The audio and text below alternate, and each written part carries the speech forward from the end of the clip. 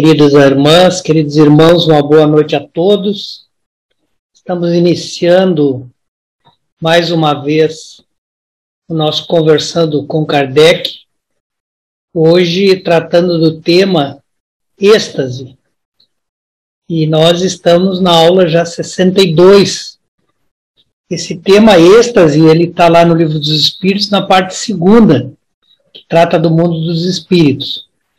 E especificamente nós continuamos trabalhando com o capítulo 8, que trata da emancipação da alma, ou seja, do desprendimento da alma do corpo físico. Então, nós, quando vamos estudar esse tema, a primeira pergunta ela faz referência a diferenciar o que é o sonambulismo, que foi o tema da nossa última aula, do que seja o êxtase, né? A resposta que os espíritos nos oferecem é que o êxtase é um sonambulismo ainda mais apurado. Ou seja, o desprendimento que a alma obtém do seu corpo físico é ainda maior. O estático, quando ele se encontra nesse estado, ou quando ele se encontra na crise, né, de êxtase, ele fica muito mais independente do seu corpo físico do que o próprio sonâmbulo.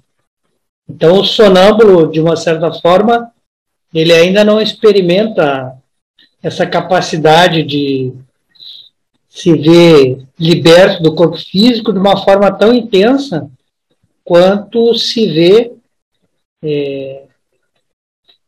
o estático. E é interessante que nós estudamos lá na questão 425 anterior, que o sonambulismo é uma dependência da alma, né, em relação ao corpo, mais completa que no sonho. Então, nós temos 3 estágios diferentes aí, em que essa independência, né, do corpo físico, ela vai, vamos dizer assim, aumentando, né? Nós temos primeiro o sonho, que seria uma independência incompleta, depois o sonambulismo, que é uma independência média entre os dois, e o êxtase, que é aquele que se torna mais independente, né, do corpo físico, podendo então realizar ações durante esse estado, né, que são de intensidade maior do que poderia o sonâmbulo ou do que nós podemos fazer durante o nosso sonho.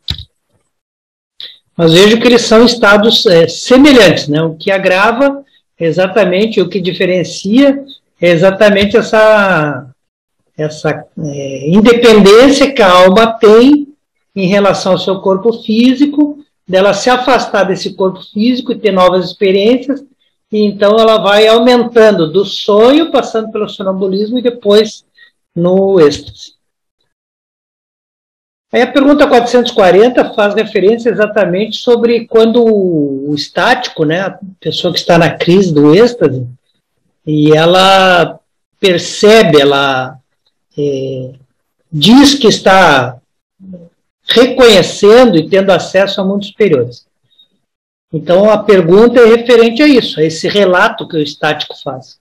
E aí a pergunta é, esse espírito, né, que está nesse estado de êxtase, ele realmente penetra os mundos superiores, ou seja, ele vai até lá? Então, a resposta dos espíritos é que o estático, ele vê esses mundos, né? E quando ele vê esses mundos, ele compreende a felicidade dos espíritos que habitam esses mundos melhores, né? E por isso que muitas vezes o estático, ele vai revelar o desejo de permanecer naquele estado de êxtase, né? É por isso que muitas pessoas procuram de alguma forma, conseguir se colocar em estado de êxtase, porque se ele conseguir se ver no mundo melhor, ele vai se sentir melhor. Né? Então, se sentindo melhor, ele vai querer estar ali, porque ele compreende a felicidade das pessoas que estão ali. Né? Mas explicam aos espíritos que o estático não pode ir a qualquer mundo. Ele não pode ter essa percepção. Ele não pode realmente penetrar qualquer mundo. Por quê? Porque há mundos inacessíveis para espíritos como nós, que ainda não estão bastante purificados. Então, nós até podemos, ou aqueles que conseguem experimentar o estado de êxtase, até pode realmente ver um mundo melhor do que o nosso. Mas ele não pode ver todos os mundos, ele pode ver aqueles que ainda estão, de uma certa forma, num nível parecido com o nosso. São melhores, são superiores, mas superiores à Terra, não são os mais superiores. Na questão 441, já que lá na 440 foi falado na resposta que muitas vezes o espírito, quando está em êxtase, ele quer ficar naquele mundo lá, ele não quer voltar para a Terra. Então a pergunta 401 faz referência a esse desejo dele de ficar lá. Então pergunta, quando o estático manifesta o desejo de deixar a Terra, ele está realmente falando sinceramente, né? O instinto de conservação da vida física não se manifesta, não impede que ele deseje ficar lá para sempre, porque se ele ficasse lá para sempre, ele não voltaria para animar o corpo e o corpo acabaria não conseguindo sobreviver. Então a resposta que os espíritos nos dão é que em relação ao estático ter o desejo sinceramente de deixar a Terra, ele diz que isso depende do grau de purificação do espírito, né? Se ele vê a sua posição futura, se ele vê nesse mundo que ele está visitando, esse mundo superior, ele vê que é uma posição que no futuro ele pode ocupar, né? Não agora, porque ele não tem as condições, mas no futuro ele pode vir a ocupar essa posição junto a esse mundo. O que ele faz se ele é um espírito mais purificado? Ele começa a se esforçar por romper, não a vida física, né, mas por romper os laços que nos prendem à Terra. Quais são os laços que nos prendem à Terra? As nossas vicissitudes, os nossos defeitos, é isso que nos prende à Terra, né? A nossa falta de evolução moral é que nos prende à Terra. É o que nos impede de ir para um mundo melhor.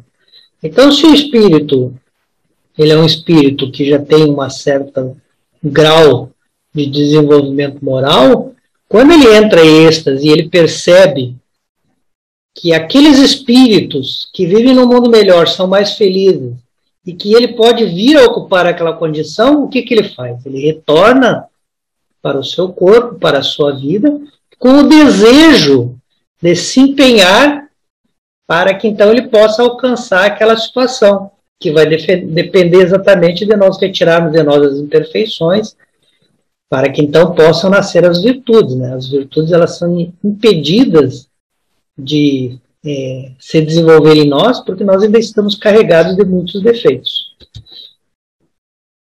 Na questão 442, a pergunta é se a gente deixasse o estático entregue a si próprio.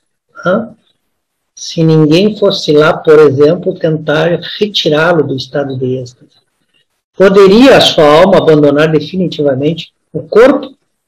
E a resposta é sim. Se nós entrarmos no estado de êxtase e nós potencialmente não tivermos desejo de voltar, e ninguém também tentar nos tirar daquele estado, no limite máximo nós podemos realmente, por não estarmos mais animando o nosso corpo físico, né, que entra num estado semelhante a uma letargia, no limite esse espírito não se alimentando, né, não tendo a vida que nós necessitamos ter quando estamos encarnados, e que só o espírito pode garantir essa vida para o corpo, ele pode vir a morrer, né? Então, explicam os espíritos que é por isso, por existir o risco do estático não voltar daquela crise em que ele se encontra, por conta disso nós precisamos ir lá e chamá-lo, né? Chamar ele a voltar à sua vida física, ao seu estado consciente, né? E devemos fazer isso apelando para todas as coisas que são motivos para ele continuar nesse mundo, né? E também fazendo com que ele compreenda que se houver o desencarne, né, que nesse caso é um desencarne não programado, é um desencarne que foi fruto das escolhas do próprio espírito, né? E aí não é a maneira certa de nós nos posicionarmos em relação à providência divina. A vida física deve acabar quando a providência divina assim o determinar. Ou, em outro linguajar que nós utilizamos bastante, a vida física deve terminar quando cumpre o prazo da nossa programação aqui sobre a Terra. Então a gente tem que, inclusive, dizer para esse estático que ele não deve provocar esse abandono definitivo do corpo, porque isso certamente seria motivo para impedi-lo de ir para o mundo melhor. Por quê? Porque ele estaria rompendo, né, com as leis de Deus, entre as quais está não matar, inclusive não se matar, não adiantar o desencarne. Se ele assim procedesse, ele estaria, então, na verdade, se comprometendo com uma expiação. E isso faria com que ele ficasse mais preso ainda ao planeta Terra. Então é necessário que ele retorne, venha para a vida que está vivendo, venha para o mundo em que é justo que ele faça a sua encarnação, venha para o mundo que oferece para ele as melhores condições de aprendizagem, que é o planeta que ele está reencarnado, para que, aproveitando essas oportunidades, ele se torne melhor. E somente se tornando um espírito melhor, ele poderá habitar mundos superiores, como ele teve a visão desses mundos. Na 443, a pergunta dado que já se sabe, né, que o estático, a pessoa durante essa crise de êxtase, supõe ver algumas coisas que são produto da sua imaginação, produto da sua crença, né, de coisas que o impressionam. Então, dado que ocorre isso, a pergunta é: tudo o que um estático vê é real? Né? Ou não é real? Essa é a pergunta. Se ele, quando ele está nesse estado, ele vê coisas, mas essas coisas elas estão contaminadas pela sua imaginação, pelas suas crenças. Então, tudo que ele vê é real? Ou nem tudo que ele vê é real? E aí, os espíritos nos explicam que tudo que o estático vê é real para ele. Porque a realidade ela é muito particular. Nós captamos a realidade pelo exatamente o conjunto de convicções que nós trazemos em nós. Então, por exemplo, alguém pode olhar um determinado cenário e achar lindo, outro pode olhar o mesmo cenário e achar muito feio. Cada um tem suas motivações, cada um tem no seu interior o que provoca ele achar que alguma coisa é bonita ou que alguma coisa é feia. Tá? Então, o espírito, estando encarnado, ele está sob a influência das ideias que ele tem aqui na Terra. E aí, sob a influência dessas ideias que ele tem aqui na Terra, ele acaba vendo as coisas exatamente pela maneira que essa influência se faz sobre ele. Ou seja, ele vê do modo dele. Talvez um outro observador ia ver completamente diferente. Né? E ele vai exprimir isso numa linguagem, ou ele vai descrever isso para alguém numa linguagem ou de uma maneira de acordo com seus preconceitos e de acordo com as suas ideias. Né? As ideias que ele tem aqui e que foram formadas aqui a partir dessa encarnação. Então, toda a descrição do êxtase feito pelo espírito que entrou nessa crise, ela é com base nos preconceitos e nas ideias que ele mesmo tem. Então, há muita possibilidade que ele venha a errar. Porque ele está vendo, mas ele não consegue se despir dos seus preconceitos. Se despir das ideias que ele já tem formadas sobre aquele assunto. No seu linguajar, ele vai trazer carregado exatamente por esses preconceitos, por essas ideias. Ele vai ver as coisas com a sua maneira de ver. Então ele vai julgar, ver, por exemplo, determinada coisa, porque aquela coisa é o que ele conhece. Mas talvez o que ele esteja vendo não é exatamente aquilo, é uma coisa que ele não conhece ainda. E essa dificuldade o estático não consegue superar.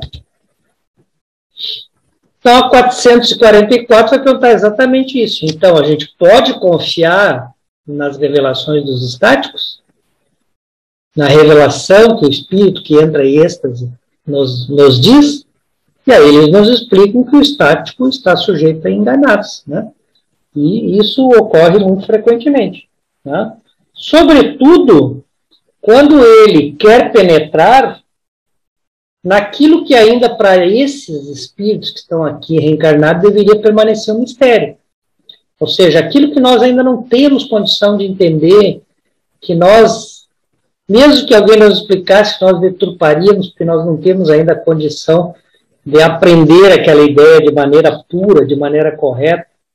Então, se o espírito do estático quer nos revelar alguma coisa que ainda não está no nosso tempo de aprender, ele pode, com alguma facilidade, ser objeto de uma obsessão ou de uma influência dos espíritos mistificadores. E aí, aproveitando o seu entusiasmo de conhecer o que não está em tempo ainda, eles vão acabar fazendo sobre ele o que a gente chama de fascinação, que é um tipo de obsessão. Ele vai ficar fascinado por aqueles espíritos que estão ensinando para ele o que eles também não sabem, né? E vai vender aquilo, dizer para as pessoas que aquilo é verdadeiro, mas aquilo não é verdadeiro, aquilo é simplesmente objeto da enganação que ele está sendo por intermédio dos espíritos que o fascinam. Então, esse é um ponto em que o estático não pode passar. Ele não pode revelar ideias que nós ainda não estamos prontos para entender. E se ele tiver o desejo de fazê-lo, ele certamente vai ser enganado por espíritos mistificadores. Muito bem, aqui agora então essa questão já vai falar um pouquinho do sonambulismo, né? Perguntando sobre o sonambulismo e o êxtase, né? Olhando para esses dois fenômenos. A pergunta é, esses dois fenômenos são uma espécie de iniciação na vida futura? E aí o Espírito nos responde que, na verdade, esses fenômenos, ou nesses fenômenos, o homem vê tanto o passado quanto o futuro. Por quê? Porque a alma liberta visitando outros cenários. Então ela pode ver alguma coisa da vida passada e alguma coisa da vida futura. Né? O que eles nos recomendam em relação ao sonambulismo e ao êxtase? Que a gente estude os dois fenômenos. Né? Quando nós estudarmos eles, e esse estudo vai ser especificamente, ou com mais propriedade, feito por aquelas pessoas que são profissionais nesses estudos, né, psíquicos, então nós acharemos a explicação, né, com clareza de uma coisa que hoje a gente já considera um mistério. A gente vai entender por que existe o sonambulismo, por que existe o êxtase. Né? A nossa razão vai conseguir perceber exatamente o que há por trás disso, né? Porque, por enquanto, né, nós ainda não conseguimos penetrar. Nós ainda não conseguimos entender bem a finalidade do sonambulismo de hoje. Então, nós, às vezes, tentando aprender ou dar uma definição ou formar uma ideia mais precisa, às vezes a gente acaba se confundindo, né, não entendendo exatamente, porque a gente ainda não estudou esse fenômeno com a profundidade que ele deve ser estudado. Né? E na última questão, nós então temos a pergunta se poderiam esses fenômenos, tanto do sonambulismo quanto do êxtase, ser explicados por ideias materialistas. E aí os espíritos nos respondem que não. Porque o sonâmbulo, porque o estático, eles conseguem ver uma realidade que não é material, que não é nesse mundo físico. Eles conseguem perceber uma realidade que está fora da percepção do mundo físico. Porque eles olham com o olhar do espírito, não com o olhar do corpo. Eles enxergam com o olhar do espírito, não enxergam com o olhar físico, da visão do corpo físico. Então, quando você vê esses fenômenos que estão fora do ambiente materialista, você, e uma vez que você estuda e vê que eles realmente são fenômenos reais, que não são produto da imaginação, que você consegue essa comprovação, né? Como é o caso, por exemplo, do fenômeno do sonambulismo, do espírito se transportar num determinado local que muitas vezes está a muitos quilômetros, né? O corpo permanece ali num estado letárgico e o espírito vai lá, como é o caso que nós temos relatos, né? Do Eurípides Barçanufo, né? Que ele, no meio da aula, ele se debruçava sobre a mesa e se desdobrava e ia lá ajudar no parto. Então, se você consegue confirmar um fato desse, confirmar, por exemplo, como de fato foi confirmado nesse caso, né, em que a família emprestou ou deu o nome da criança que nasceu, exatamente o nome de Eurípides, né, em homenagem àquele benfeitor que foi lá atender a mãe, naquele parto difícil, e essa família morando muito longe, só vem depois de alguns meses visitar, então, Eurípides, para lhe dizer, lhe agradecer que ele esteve lá, que ajudou no parto, e que estaria colocando o nome do filho, o nome dele. Se você tem a comprovação de um fenômeno dessa ordem, como é que você vai ser materialista? Como é que você vai acreditar que a única dimensão que existe é a dimensão que nós conseguimos perceber com os 5 sentidos da matéria? É impossível, você vai ter que acreditar que existe alguma coisa a mais, alguma coisa que ainda não está explicada. Se o Eurípides se deslocou àquele local para fazer um parto, não era o Eurípides corpo, era alguma coisa além do corpo. E o que seria esta coisa além do corpo, se não é matéria? Então você não pode ser mais materialista. E você poderia ser ateu? Você poderia não acreditar em Deus? Bom, aí é uma questão que se revela de fundo moral. Se você percebe que por trás de todos esses fenômenos existe uma lei, essa lei nós podemos dizer que é da natureza, mas é uma lei que não se modifica, uma lei que tende a se manifestar sempre da mesma forma. Se você percebe a inteligência por trás do fenômeno, das suas leis, se você percebe a beleza, a sabedoria, a inteligência que existe em todas essas diferentes dimensões que o sonâmbulo e o estático conseguem perceber, você vai ter que acreditar que alguém fez tudo isso, ou alguma coisa fez tudo isso, que alguma causa inicial produziu fenômenos tão inteligentes. E aí você deixa de ser ateu, você pode colocar o nome que você quiser nessa causa primária, pode até chamar de causa primária, né? Como definiu lá o Livro dos Espíritos, causa primária de todas as coisas. Mas você passa a admitir que existe uma causa, e essa causa é uma causa que é maior do que nós espíritos, que determina leis que se perpetuam, que são leis de sabedoria, de bondade, e essa causa primeira impede que você seja ateu. Você vai ter que, a partir de então, acreditar nessa causalidade inteligente. Chame você ela de natureza, de Deus, de providência. Né? Alguns chamam de acaso, mas se é um acaso inteligente, não tem problema. É o acaso, então. Mas é o acaso inteligente, causa primeira de todas as coisas. Né? Aquele ou aquilo que determinou todas as leis, e aquele que garante a estabilidade dessas leis. Então você deixa de ser ateu, você começa a acreditar que as coisas têm um propósito, que as coisas têm por trás de tudo uma lógica. Então, para aqueles que estudam de boa fé e sem prevenção o sonambulismo e o êxtase, essas pessoas admitem a outra dimensão, que é a dimensão espírita, e admitem que por trás de tudo isso há uma causa inteligente que rege todos os fenômenos em toda a nossa vida. E assim, então, nós concluímos esse estudo sobre o êxtase, agradecendo a Deus e a Jesus pela oportunidade, pedindo que todos nós tenhamos uma boa semana e desejando que nós possamos permanecer aqui realizando esse estudo do Livro dos Espíritos, que está previsto aí para ser realizado em 4 anos, né? Uma vez por semana, mais ou menos, nós vamos aí estar trabalhando com 40 temas em cada ano, né? Então, que nós possamos permanecer vigilantes e possamos permanecer com disposição de realizarmos todo esse estudo. Que Jesus nos abençoe hoje e sempre.